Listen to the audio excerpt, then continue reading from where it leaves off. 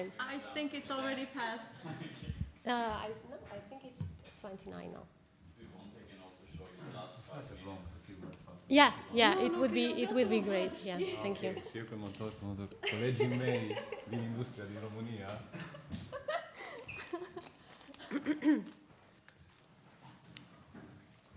I'm beginning to feel the pressure. No pressure. Is it okay? So, hello everybody, and welcome to this panel. Thank you very much, Waves Vienna, for the invitation to be here. Me together with my other panelists are going to make a brief overview of the Romanian music industry. And the structure of the panel would be like this. I will introduce you to my co-panelists, then I'll make a brief presentation of the facts and figures of the Romanian music industry, and then we go on to discussing the most hot topics of the industry. So first of all, welcome Cristina. She's the vocalist of the Romanian duo Moonlight Breakfast. Hi, it's nice to meet you. They are currently based in Vienna, but they are Romanian. They play an urban, rough but sophisticated mix of dream pop, cosmic disco, electro, new jazz, and swing. Their first concert was back in 2011 for an audience of 35,000 people, opening for Jamiroquai in Bucharest. And since then, they released 3 albums and spent the past 10 years performing throughout Europe and building up their constantly growing fan base. So welcome, Cristina. Hi, it's very nice to be here. I'm so excited. Thank you. And Titus Carole is in the event industry since 2008. And he started with general event management or organizing corporate events, parties, or conferences. And he joined the Electric Castle family in 2012 as an event manager. And now he's overseeing all the stage production and all its related infrastructure. He specialized in big events, production, stage management, and music lineup programming. Welcome, Titus. Hello guys, thank you very much for inviting me. It's quite an honor to be here in Vienna at Waves Festival. I was just a few years ago seeing the advertising around the internet that how awesome is Waves Vienna. So I'm quite glad to be here, and thank you very much for inviting me. And a few words about myself. I'm Julia. I'm the co-founder of Overground Music Agency based in Bucharest. We are a management, PR, and booking agency having around 16 artists in our portfolio. We usually work with alternative indie pop bands. Some of them are Robin and the Backstabbers, Byron, the Monojacks, Lucia, Grimus. I'm not sure if you're familiar with these names. And at Overground, I'm in charge with communication strategies for all these artists in our portfolio. And besides Overground, we are also the co-organizers of Mastering the Music Business, which is an event similar to Waves Vienna, a conference and a showcase festival. It just had its 6th edition last week, and we were very, very happy that it happened in person.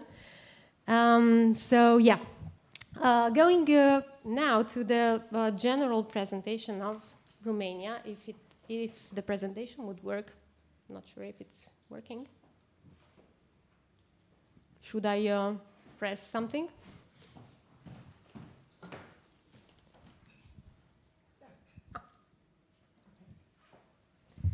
Okay, thanks. So some general facts about Romania for those of you who don't know. From the geographical point of view, is located in Eastern Europe. As neighbors, we have Hungary in the north, Serbia in the west, Moldova in the east, Bulgaria in the south, Ukraine and the Black Sea on the southeast. From the demographic point of view, we have now a total of 19.4 million people. Most of them live in urban areas, over 55%. And the most important cultural cities are, of course, Bucharest, the capital city, then Cluj, Timișoara, and Iași. And I'm going to talk about the milestones of the Romanian music industry, because we had a very, let's say, particular trajectory. Before '89, there were the communism years, and Romania had only one radio station, one TV station, and one record company, which were all owned by the state. So it's very hard to call that music industry. And the industry as we know it right now, it was officially born in 1996 with the passing of the copyright law, because that was the green light for all international majors to find local companies to license. BMG, Sony, Warner, EMI, Polygram, suddenly everybody was there. Then another very important milestone was in 2007 with the inclusion in the EU, because it was basically the time when live music started.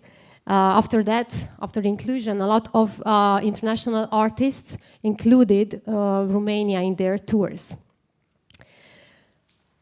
Then in 2015, unfortunately, we had the collective tragedy. I'm not sure if you're familiar with it. It's a nightclub, a live music venue actually in Bucharest, was on fire during a concert, and a lot of people died. And after that, basically all the live music infrastructure vanished.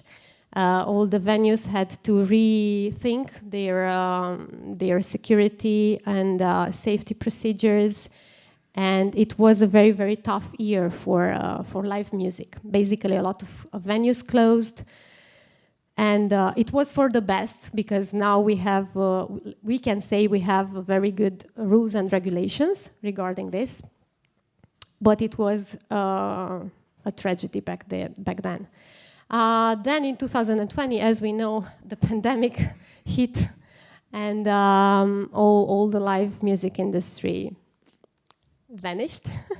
And now today, we're going to speak more about the situation today in a few seconds with the panelists. As far as the venues are concerned, in Romania we have few big venues. We have the National Arena, which is in Bucharest with a capacity of 55,000 people. We have the BT Arena in Cluj with a capacity of 9.3 thousand, sorry, not million. We have Sala Polivalente in Bucharest, the Roman Arenas, which are also indoor and outdoor, the Palace Hall, and Romexpo. These are basically the biggest venues where usually live concerts happen. Live acts, I mean international acts usually. As far as the smaller venues are concerned, we have clubs in Bucharest, Cluj, Brașov, Timișoara, and all the major cities. Some of them are Expirat, Control Club, Quantic, Hard Rock Cafe. Then Flying Circus in Cluj, Euphoria Music Hall. There was another very nice venue in Cluj, Perform Space, but it closed because of the pandemic, and this unfortunately happened to a lot of venues. That's why after 2020, basically the live music scene changed completely. But still, there are some venues that try to survive and to organize concerts. As far as festivals are concerned, we have quite a few. The main would be Untold, which is in Cluj, Never Seen, Constanța. They are organized by the same company. Then we have Electric Castle, and Titus is going to talk more about it. Awake in Târgu Mureș, Summerwell in Bucharest, Jazz in the Park in Cluj, Rock Another World in Iași, Saga Festival, which is a new festival in Bucharest, Garuna and Bucharest Jazz Festival, who are more on focused on jazz, And then we have the Georgianescu Festival, which is the biggest classical musical festival in Romania, and Flight Festival in Timișoara. And as I said here, according to the ticketing platforms, there are approximately 100 festivals all over the country each year, with attendances ranging between 3,000 and 90,000 people per day. That meant in 2019, approximately 1.2 million tickets sales. But now with the pandemic, the situation is completely different. As far as we know from the data so far, concerning the ticket sales and the live performances, the market had a decrease of 95%. So big drop in ticket sales. Moving on, we have also an international showcase festival. As I've said, we have the conference Mastering the Music Business, who has an affiliated showcase festival, which is called MMB Showcase Festival. And we usually have bands across Europe coming and playing, showcasing in front of music professionals. And it's a very nice, it's small, it's a boutique showcase festival. It's not, we cannot compare it to Eurosonic or other major showcase festivals, but a lot of connections were made between artists from different countries or between booking agencies and artists playing there. Well, I also recommend you the MMB conference because it's basically the spot, the melting pot, where all the industry professionals gather each and every year, and they exchange ideas and talk about different subjects regarding the music industry. So it's a very nice resource for if for instance, you're an artist that's planning to go to Romania, you should definitely check out this conference before and maybe register for the Showcase Festival. As far as record companies are concerned, we have over 160 labels. Their currently main revenue source is represented by neighboring rights. Streaming is coming on to number 2, but it's catching up fast. And we have all the majors represented. We have Universal with its own office, but also Sony and Warner via licenses. And the most important record companies are Global Records, Cat Music, Roton Music, Haha Production, and Universal Music. Of course, there are a lot of record companies for underground music or for alternative music, but they are not so big. And usually it's they combine their services. They are also booking management platforms together with labels. As far as radio is concerned, we have a total of around 20 radio stations and networks in Romania. The top 5 are, as you can see, CHR radios, so basically for mainstream music. But there are also two rock stations if you're into rock. So it's Rock FM, which is classic rock, and Radio Guerrilla, which is alternative indie, and is the biggest in Romania for alternative music. As far as music press is concerned, I've put here a very nice picture of the Rolling Stone magazine, but of course we don't have it in Romania. Music press, I might say, because I'm a communication specialist, is pretty much zero. So it's very complicated to promote local artists because we lack the outlets. We don't have so many media outlets. The only printed music magazine, it's called Sunete. It's Sounds in English. It's printed biannually. And we have some music websites, Info Music, Inside Music, Vice, Best Music, Metalhead, Rockstage, but they are still very, very limited, let's say.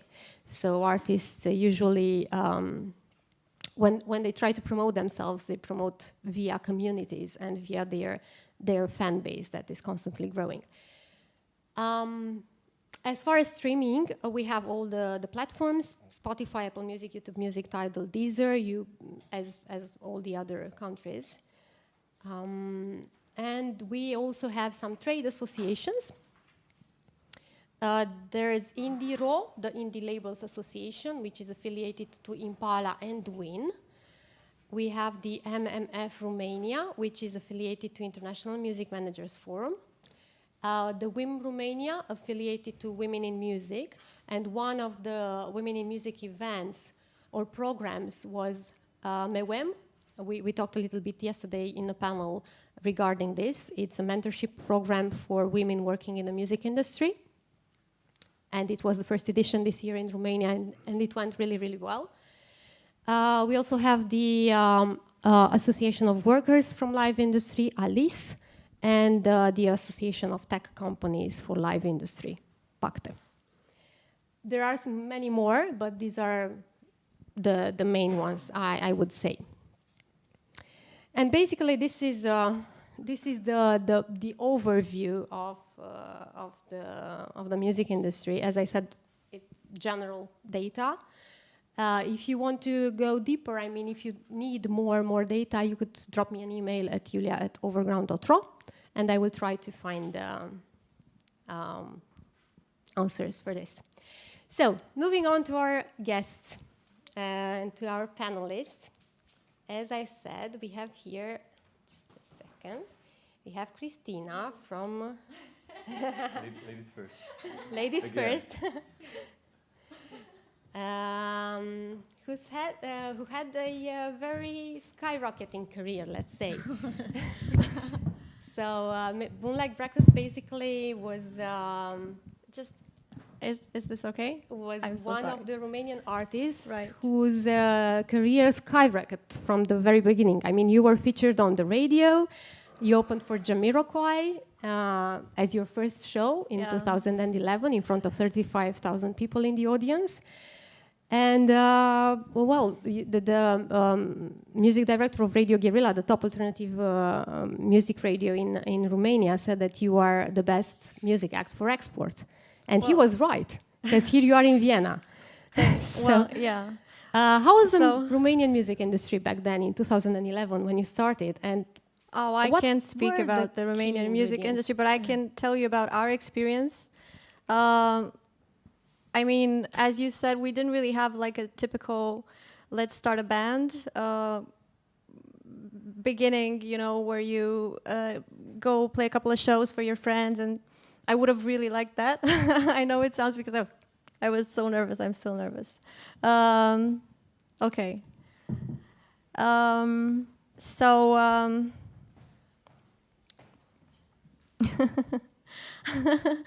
I don't know why. This is half of Moonlight Breakfast right here. The other half is sitting right there.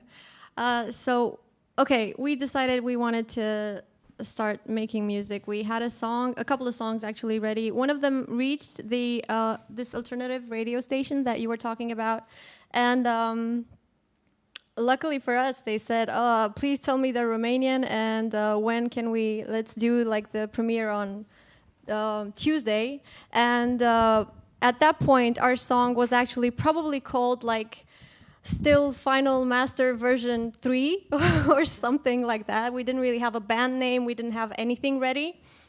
We just knew, you know, we wanted to make some music and put it out there. And so we had to come up with something fast, and we came up with Moonlight Breakfast because it was actually the activity we were doing. We were young parents back then, and we were working on our music, you know, after our son went to sleep. So yeah, it was Moonlight Breakfast. I know a lot of people that can relate, a lot of parents that can relate. So after that happened, we thought, okay, we should probably get a gig somewhere. So let's look up a couple of venues and try there. And the first venue that we went to said, I'm sorry, Saturdays are only for, you know, bands that already have a fan base and things like that. So we didn't really get a gig. But what happened was the people that were organizing the Jamiroquai first and I think only show in Romania had heard our track on the radio and reached out to us and said, how would you like to open for Jamiroquai? And we were like, oh my God, we were going there anyway, so why not perform? And the question was, do you have 45 minutes, you know, a set of 45 minutes? And I was like, of course we have 45 minutes. And that's how we wrote our first album. We had 2 weeks. We had 2 weeks. We had like 3 songs. I'm so sorry about this if anyone is watching this. It was sort of true because we had a lot of ideas, you know, that we didn't really put into recording. We actually recorded them and released them a year later. So we really focused on, I'm getting better now, I'm not so nervous anymore. Can you tell? Right, so we really focused on live performing because, you know, it was our main thing, I guess. And so the next couple of shows were Summerwell, which was the first edition, which is a really nice festival close to Bucharest. And the third concert we had was a festival in Bulgaria. It was called Spirit of Burgas, I think. Which was, yeah, also very nice. And at the same time, because it was my first stage experience, it was nerve-wracking. So by the time we had our actual club show, you know, I was... I mean, it took me 3 years to actually get used to performing. So, yeah, we're 10 years into it now, so I'm happy I can enjoy it. But I still get nervous sometimes. I mean, look at my face. So yeah, this is how it started for us. And after that, you should ask me a couple of questions, like help me out a little. Yeah, actually, it's a long story. So I wanted to say that, is it true that having success internationally, so you moved, you basically started out in We actually started working with a booking agency from Vienna before moving here. Moving here. It's called the Meow Booking Agency. We're currently working with Arcadia Live for putting together a show for our 4th album release in Germany, Austria, and Switzerland. So I guess we performed mainly in Romania for the first couple of years and then started, you know, performing in neighboring countries. We had a couple of Germany tours. You know, we played we pretty much played all around, I guess. Yeah. So, but what about Romania? I mean, once you had success internationally, let's say you had gigs in Austria, in Germany, how was this perceived by the local audience? Didn't you have? I never asked. I have no idea. I mean, I wouldn't say. I mean, considering the first gig was what it was, I would say it was a good start. Yeah, I would say things. I mean. Yeah, it wasn't the biggest one. We had another really big one. We had the opportunity to have I mean, I've tried to do the research. I wasn't able to find information on this, but we had a show at the IMAP festival in Bucharest where we were able to use the front of the Palace of the Parliament, yeah. which is like 23,000 square meters. As visuals for our show. And I think it was I think it was over 35,000 attending, maybe up to, I don't know, what's another 10,000? And you know, I know that in the first year, I mean, in the beginning, you also played Electric Castle, right? The first edition we did. The first edition, yeah. It was really, I mean, I remember... How was that? It was really nice. We were on our way to a couple of other concerts, so unfortunately, we couldn't really like enjoy the festival as we did before the pandemic started when we played again. So we only got to go on stage, perform, and then leave for our next gig because we were touring. But I had an amazing time, and we've been aware of what's happening with Electric Castle over the years, and have been really excited to play. Before the pandemic started, we had a show, and also got a chance to go to the Florence and the Machine concert, which was really cool. Nice. Nice. Yeah, so going to the Electric Castle, let's say. I'm not sure how many of you know about the festival. It's not the biggest festival in Romania. It's not the oldest. It's not the largest. Medium. It's the best medium size. That's right. But for some reason, somehow it became a synonym for festivals. I mean, if you ask anybody on the street in Romania, tell me, I don't know, 5 names of festivals.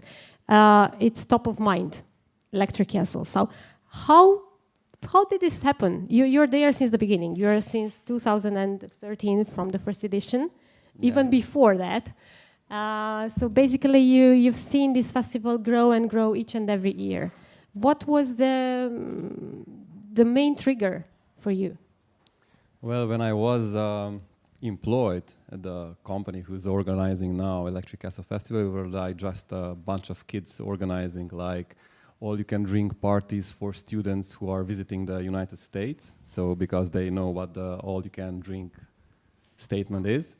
And after that, we have in 2012, maybe some of you know that we had this, actually it was the biggest festival in Romania, Peninsula or Félsziget. It was organized halfly by the guys from Sziget and halfly from the guys from Târgu Mureș, if I'm not wrong. And we had a brand activation over there with this gig called Buha. I won't get into it what the meaning is of Buha. And we had a huge success. We had like 3,000 to 3,500 people per day visiting that small party tent, which was like 150 square meters. And after that, when we had this success with this small tent in a festival, it was the most successful party area venue in that festival. We said after 2 months, like in September, in October, that it would be a very nice idea to start the festival. And from those 7 people who started everything, we were just like 2 or 3 of us having a little bit of experience, like in a little bit of event management, should say, but it wasn't quite near to event management. I mean, those 7 people did everything from media planning, from sponsorship and fundraising, and you name it, what you have to do. And after that, after the years were passing by, we had to take some of the areas under our, under our own management. So I picked one of the most difficult one with infrastructure and stage productions.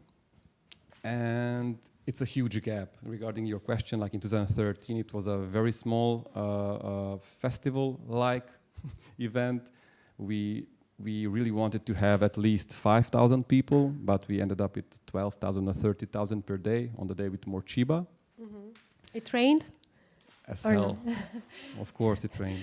When it Because doesn't rain, this is very specific to Electric Castle. So whenever it happens, no. Sorry to interrupt you. When you see rain, you are automatically thinking about Electric Castle. Rain and mud. yeah. And actually, you did a website in another edition. Yeah, And exactly. Is it going to rain at Bolsida. Electric Castle this year or not? And they were placing bets and all that. So it's a real it's a trademark for Electric, I would say. It's quite is. Yes. So production-wise is quite It's different. challenging to have mud and rain. In 2015, we had the Prodigy on our main stage. You remember our main stage? It was inside of the castle area. The maximum capacity it was like for 10,000 people. And when you announced like the Prodigy, the tickets went like skyrocketing, and we had like 8,000 extra tickets sold. And you can't hold 16,000 people, 18,000 people in a place of 9,000 to 10,000. People were just pouring around, from the castle area. It was maybe you tell us a little bit more about the location, because it's very special. It's that's right, on a UNESCO site, heritage, yes, right? Yes, we are in a UNESCO site. It's far away. It's like 30 kilometers far away from Cluj, which is one of the most important cities in Transylvania. And we are in a small village called Bonțida. It's not that important, but we are in a beautiful area park, which is now hosting one of the most beautiful festivals, like architecture and names in the whole country. In the first days, in the first years, we had, till the Prodigy happened, we had the festival around the castle, all the focus was on the castle because we wanted to get some funds from the government, which we did end up to not to get any funds from the government because of tourism. It was everything around the castle, and now we had to expand the whole festival. We started like with 28 hectares, and with around 35,000 square meters, and now we are doing like 280,000 square meters. So it's pretty. It's a huge area, yeah. It's a huge area. So we have to, and. We had this problem with the Prodigy, with the health and safety stuff. We almost got the show almost was cancelled because of health and safety reasons, because they were pushing the barricades toward the stage. You know, it was like insane. And after that, we said, okay, we have to take the main stage and we have to put it out in the big park. And now we can host over there like easily 45 to 50,000 people per act. So basically, it was a production decision that expanded somehow the production, festival. It was, costs. Seeing Electric Castle like in 2019, you cannot compare to 2013, as in investment in fiber optics to toilet infrastructure and internet and the whole setup and architecture of the festival. You couldn't cover the whole investment for that in those years. So in 2016, we said we are going out with the stage. We managed to have one of the biggest names in EDM like Skrillex, and at his show it was like raining horizontally, and LED there are pictures. Yeah, we had like check on the internet. 120 or 122 kilometers per hour wind gusts. And it was like a horror, like production-wise, it was like horror, but the guy was just keep doing his job, and everybody was like jumping, and it was like, okay, do we stop the show? Yes or no? His guy said, no, he's fine. Okay, let it roll, So yeah, after that we really started to invest in all the infrastructure as much as we can. So basically now we can host almost any act, unless it's Iron Maiden or something like that on our main stage. Yeah, so in a nutshell, it's pretty much the story. Yeah, but then the pandemic came and you had to cancel in 2020. We didn't cancel. Oh, you didn't. We You didn't. You had to postpone. Sorry, you had to postpone. And in 2021, you had to be creative again because of the restrictions and everything. So basically, the festival also expanded to the city of Cluj, and it was bigger than ever. How was it to organize something that you were very familiar with the landscape there in Bonsida, and suddenly you had to move it all to Cluj? Yeah, we had it in two areas. One of the areas, it was the original one at Bonsida Castle, Banfi Castle, sorry, and for 3 days, and after that we moved for 7 days to the city center.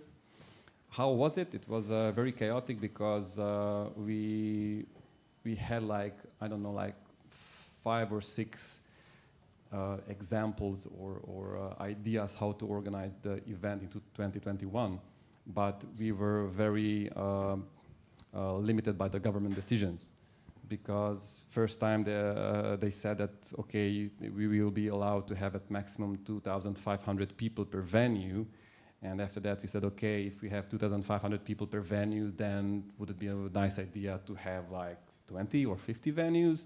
And after that, they said, okay, after we started to organize everything, after 3 weeks, they said, okay, hey, you have unlimited capacity, but everyone has to be vaccinated or tested. So basically, rules were changing day by day. Yeah, but it was logistic and booking and production management chaos all the way, because you are preparing for something and something else is happening regarding the laws and regulations about this very strange virus, and after that you have to adapt it, and we had like 1.5 months to do everything, like from booking infrastructure in the city, when we did not have any experience to work with local authorities. And they are the biggest showstoppers I've ever seen. Unfortunately, yeah.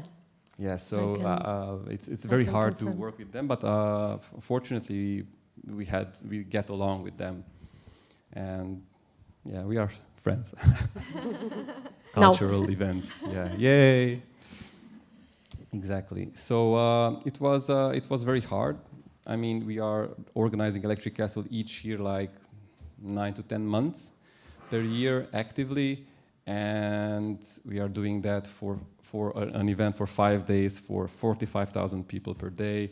And now we had like 10 days organized, an event of 10 days organized in 2 months.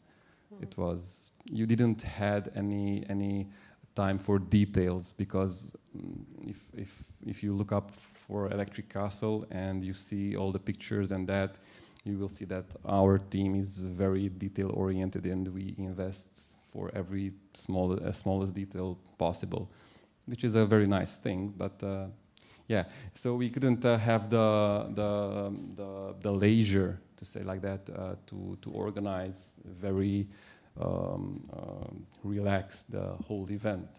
But it was something else, you know. It was for the first time it happened, the festival in the city. Okay, you have the Hungarian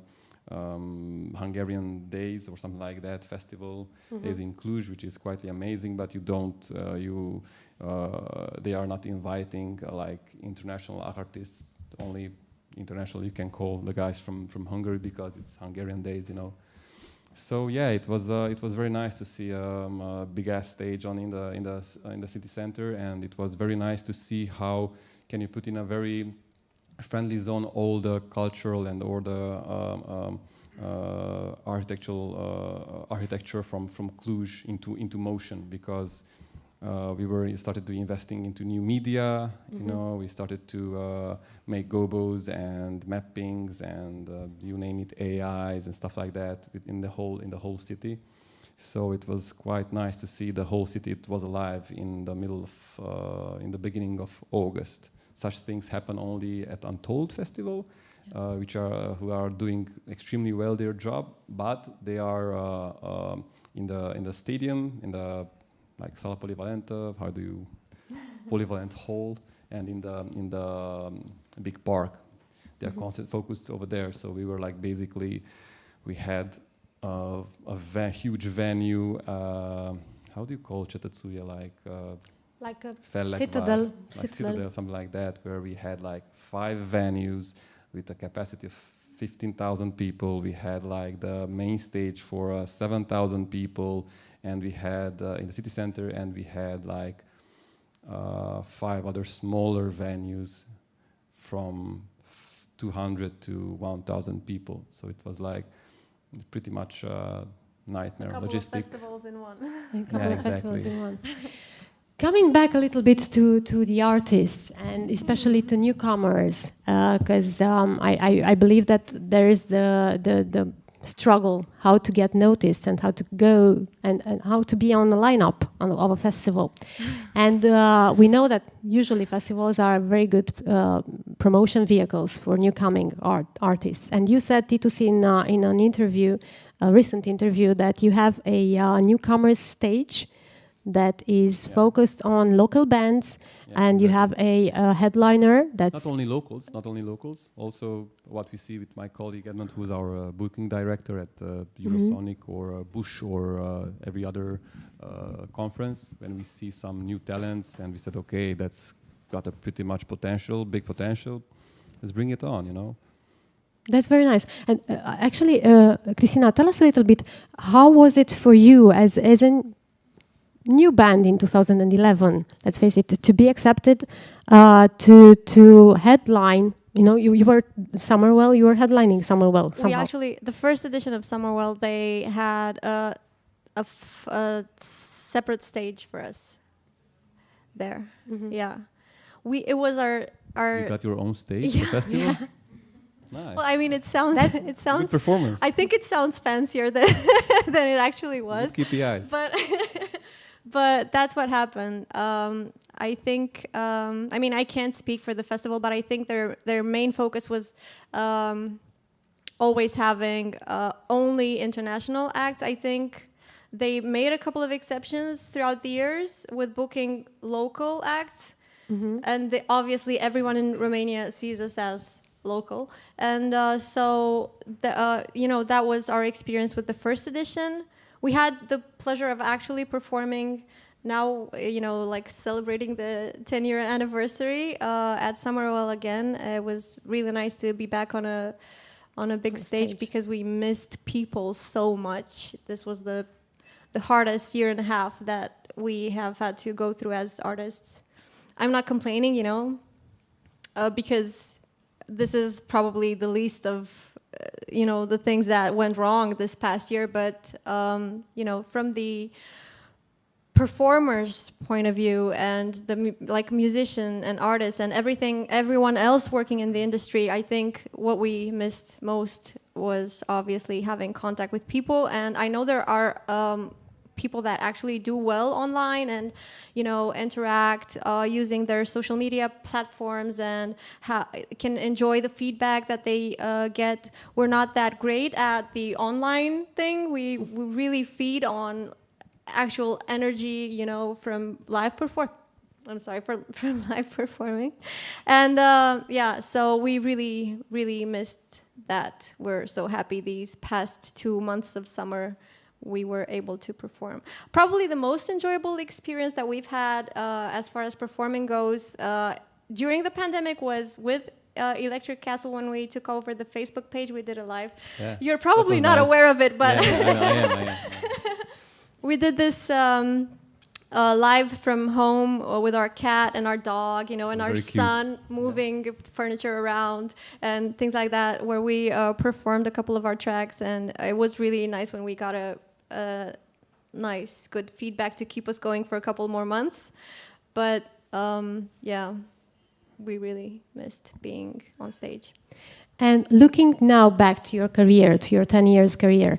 I'm always looking forward to my career. I'm actually never looking back to my career. That's a very good point, actually.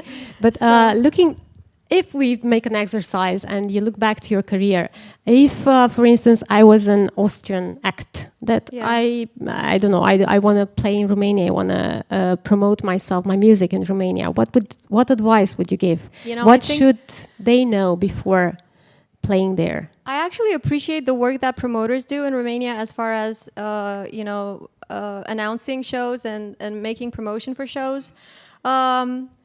I think the most important thing wherever you would play is trying to build your own fan base. Obviously, I'm not saying anything new, using social media, but also trying to have not depend on Instagram or on Facebook or on whatever's trending at the moment, and try to have direct contact, like newsletters and stuff like that, which we don't do, but I think it's a really good idea if you did.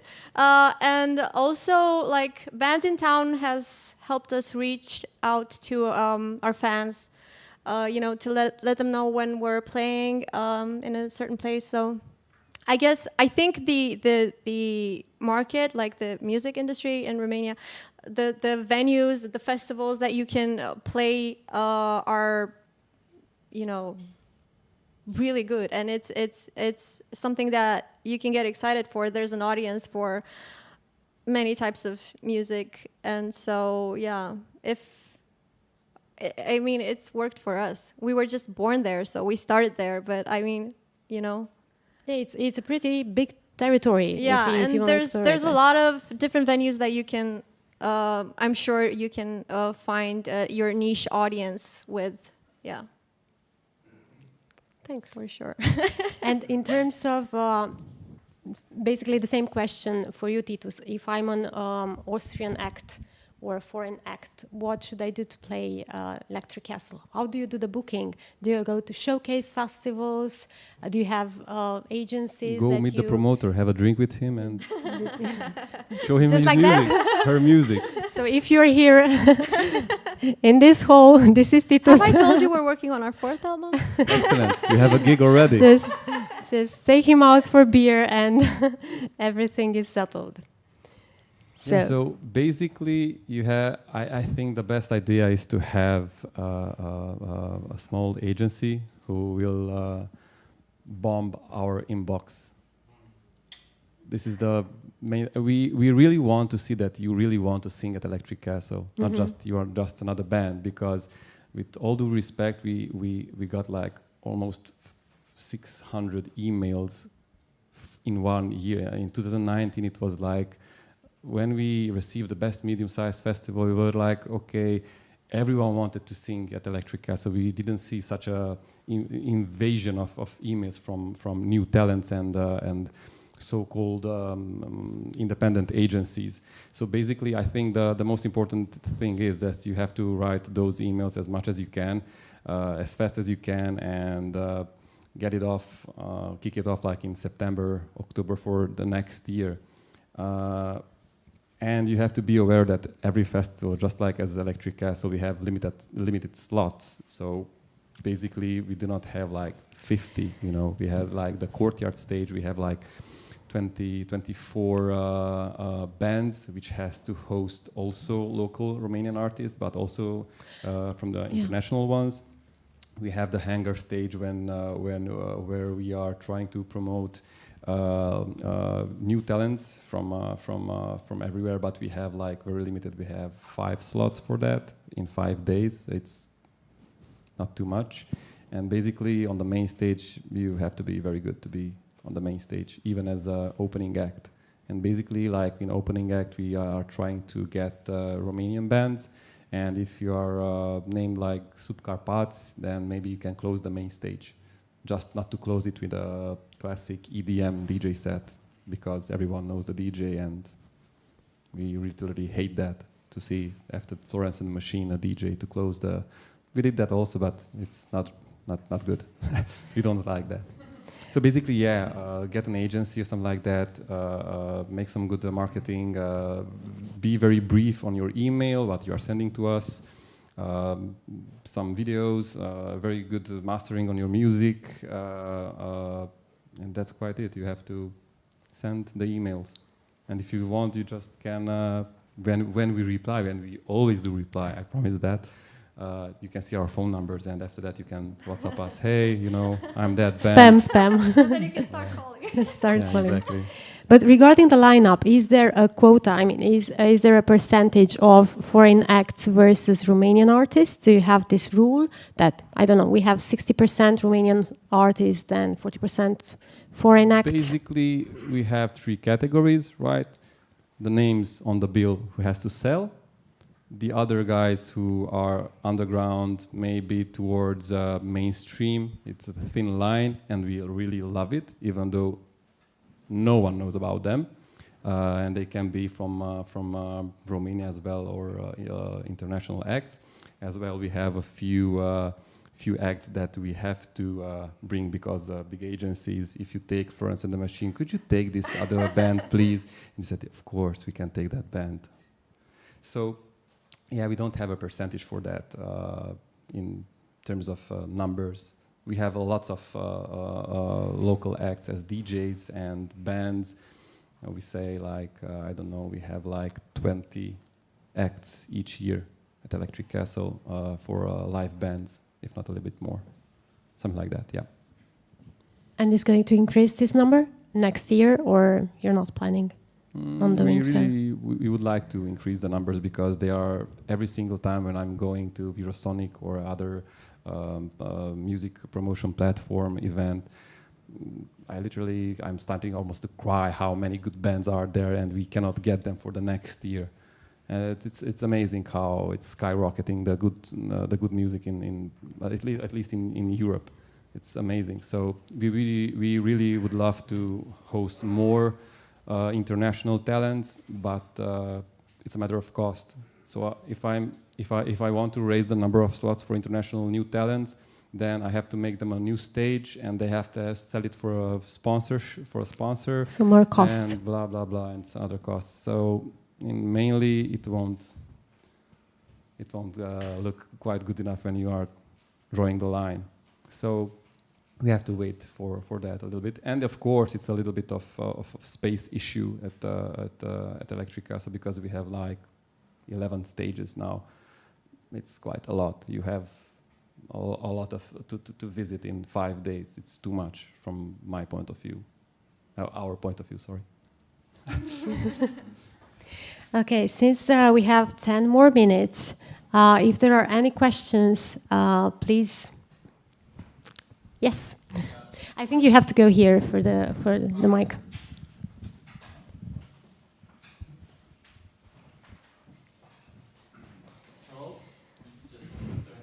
It's wireless, so you can. Hope it works now.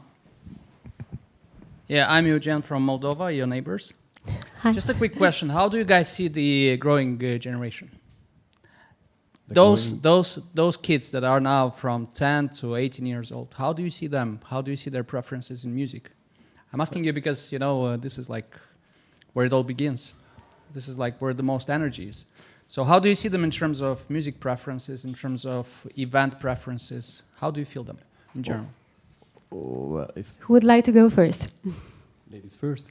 Ladies first. So, Christina, you That's have not you gonna have a work. kid. Second time. You have a direct experience with a kid.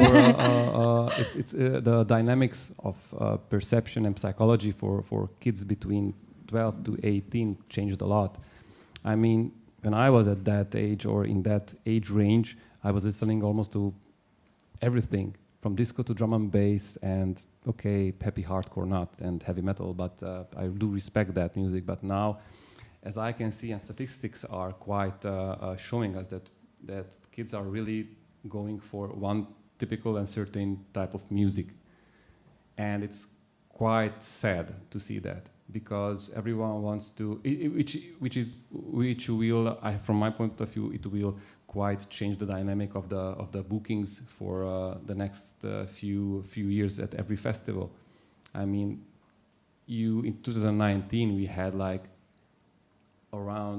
every year we make a poll. Okay, what did you love at the festival? Love and hate, blah blah blah. But what would you like to see as in new artists? And they were like from 8,000 participants, like around 2,000 and a little bit more ask for more rap hip hop music. I mean, from Wiz Khalifa, from you name it, you know, which is not bad. It's art itself. It's okay. It's music. I don't like it, but I do respect it. But it's very sad that it's only going to one direction, from my point of view, and I think it doesn't look that good, as in mainstream and commercial music. I mean, I'm very happy that EDM is like dropping like hell, because it has the time like dubstep and yeah, but I don't think it's that healthy. But I think it will change as well, like in 10 years from now on. So basically they will have some electro music, or disco is really on revival, so that's pretty nice. And if I have to see the positive side of things, we have Dua Lipa. She's doing the best job and the best thing ever, having this disco revival. She's amazing, like with billions of views and the listenings on Spotify. It's an amazing job. So I think there is still hope, but commercial radios are just pushing the bling bling music, which is good, very good, but not for me as a personal. Thank you. And Christina, what about you? I don't. The only thing that I've noticed is the impact that this age category has had on views and I mean online, as YouTube views and things like that. I think it accounts for a lot of the numbers that you see there. So, but it doesn't necessarily translate into a number of tickets. If I look at our numbers, like our age categories, like beginning with 25 and up, I'm sorry, we're going to be out of business in, in a couple of years. But I'm kidding, of course. Yeah, I think the biggest change that I can see as far as this age category goes is how much it influences what is considered top level right now, because everyone is looking at numbers, obviously. It's obvious and it's understandable, but it's not necessarily the best way to assess, I guess, an artist or something that is an artistic display or whatever. Yeah, so taking into consideration that fact that I'm sure also promoters and festival organizers look at numbers when they do their booking. This is right. This is something to be taken into account, that it has a huge impact on numbers. Yeah. But as Titus said, it's a cyclic circle. So whenever a genre is much more, I don't know, Pronounced. popular Yeah. in during some period, very soon something else would come back in fashion. So Which is nice. Which is nice, yeah. And it's you not, take on the 60s, and you take on the 80s, and you take on the 90s, and yeah. and revivals after revivals. And it's nice, I guess, yeah. Yeah, it's nice, but my main concern is, I mean, if you are thinking just a little bit very logically, you have the biggest access to music and new music like never before. Yeah. You have all the platforms. It's really hard to and keep you up have with all new names coming up. Bandcamp and bands in town Yeah. and whatever you name it, Spotify, blah blah blah. But the most important thing to manage to understand that is that this period of 12 to 18 is critical for children or youngsters, because you are forming yourself as a person or something like that. And it's very catchy to stay all day on Instagram and stuff like that, to be bombarded with all the stuff, you know. And unfortunately, certain types of music are quite linked to quite big aggressivity, you know, and that is not it's not filtered out, even if you have age restriction on that. Mm-hmm. So this is my main concern, that after a level you are not aware what are you listening and watching also. And basically you need not more than 3 or 4 seconds from a song or from a video just to have it in your subconscious. So on a deeper level, it's a little bit worrying. Sorry. So yeah, it's worrying. That was a great. Exactly. Anyway, the attention My span, subconscious is working. So, the attention span is rather limited. Yeah, and you are so- just scrolling around on Instagram. I do that also. So okay, you're just scrolling, you know. But if Moonlight Breakfast will get a new video with a new song, with all due respect, I think it's research already. People are just they will It is research. You have to be listen so and patient to listen watch to. like If it doesn't catch 20 your seconds, you know. If it attention won't for catch you the from the first seconds, for a couple, you're yeah. so gone. I think this is. I mean, this is the impact that social media has changed the way that people make music Yeah, now, because yeah, it yeah. has to. You have to be able to tell what kind of song it is from the first couple of seconds. Otherwise, you're gonna just get skipped on Spotify or It has to be whatever. catchy, And yeah, exactly. it's actually a really. I mean, we were talking about this when we were writing our latest single. We were like, the intro is too long.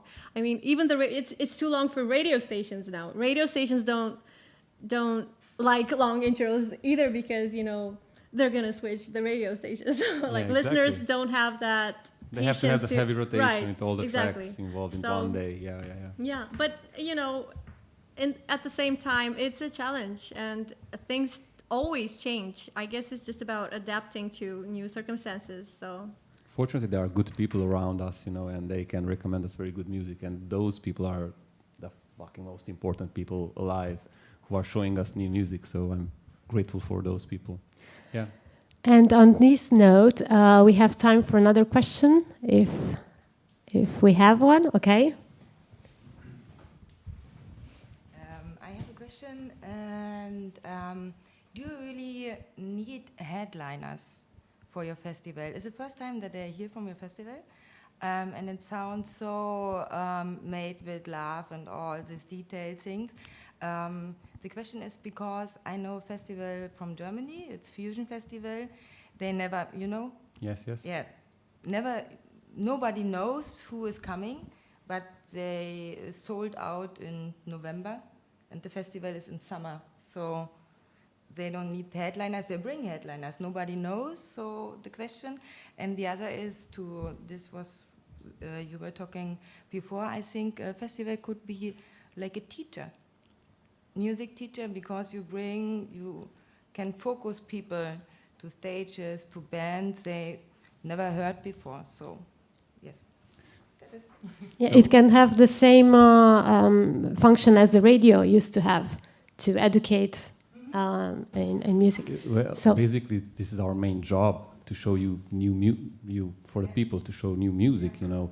So, but the difference between Germany, or not even Germany, let's not go that far. I mean, Hungary and Romania is like 20 years maybe, or 30 years in music, you know, because if we have those 48,000 tickets sold, we have like a base client number, like 15,000 people that 15, yeah, I said that, okay, 15,000 people that will come to the festival no matter what, because they truly believe in us and they really love what we do. But there's another part of it, you know, if you're not bringing some mainstream music to your festival, you won't be selling any tickets, you know. I mean, if I'm going to Melt Festival and I'm seeing a quartet on stage, maybe it will gather like 50,000 people, but in Romania it will gather like 2,000 people. So it's a huge difference. And this is a discussion on more levels, because if we won't have more people, the consumption on vendors and bars, it will just drop like hell. And after that, the most important thing is who are funding the most, the festival is investing, are the sponsors themselves, the brands, because they have to see the numbers.